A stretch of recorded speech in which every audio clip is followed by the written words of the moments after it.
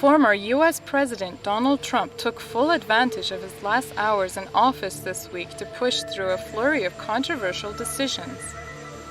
One of Trump's final acts was signing a deal to sell state-of-the-art warplanes and drones to the United Arab Emirates. His administration reportedly signed the deal just 1 hour before Trump's tumultuous presidential term was over.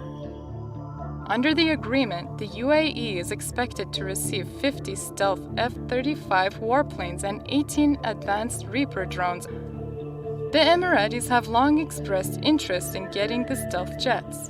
The UAE was promised a chance to purchase them when it agreed to normalize relations with Israel last August, angering the Palestinians. The arms deal was pushed by the president's son-in-law Jared Kushner, who was central to the normalization of ties with Israel. The weapons package is considered another part of Trump's notorious dealings with Persian Gulf Arab allies, which have long records of human rights violations.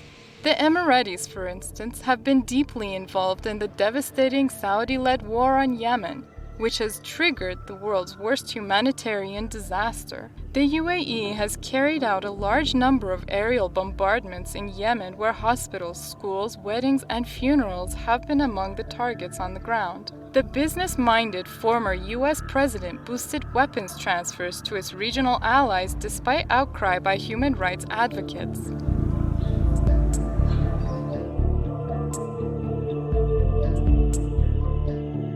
A coalition of human rights organizations recently urged the U.S. to avoid further arms sales to the United Arab Emirates. The rights groups believe more arms for the Emiratis would worsen a set of bloody conflicts in Yemen, Libya, and beyond. Former U.S. President Donald Trump was dismissive of such warnings. The United States itself has been deeply involved in the Yemen war ever since it began in 2015. The U.S. military support for the Saudis and their Emirati allies has included mid-air refueling, providing intelligence and logistics. During his presidential campaign, the new U.S. president signaled a major shift.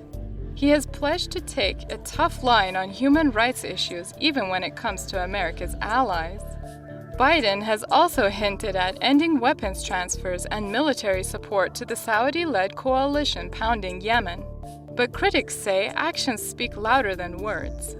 They say there is no guarantee that Biden will change America's approach as he promised. Saudi and Emirati petrodollars have proved irresistible to many American presidents. Is Joe Biden really willing to put human rights first and change America's stance in the region? I don't think any American government, any American president is going to step completely away from the petrodollars coming into the American defense industry.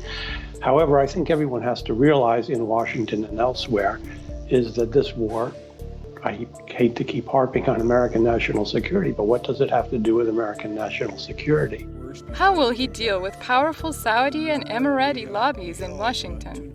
Biden faces tough choices over Yemen and his ties with the regimes of Saudi Arabia and UAE, as he will probably need to make very important decisions soon.